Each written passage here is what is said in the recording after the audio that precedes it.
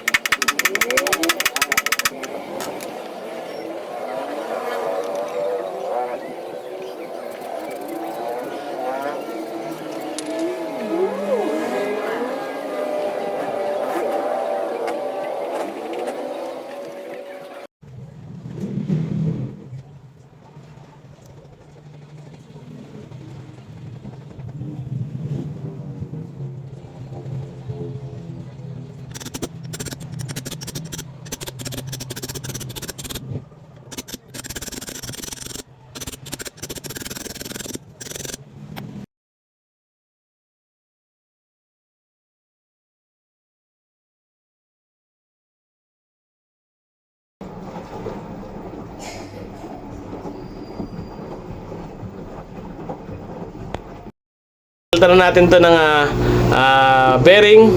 Nagpalit din tayo ng tab seal para sigurado. Same time nagpalit din tayo ng drain na motor. At napakaswabe na ng spin na to. Makakagamit talaga ng ma'am. Alright, peace out.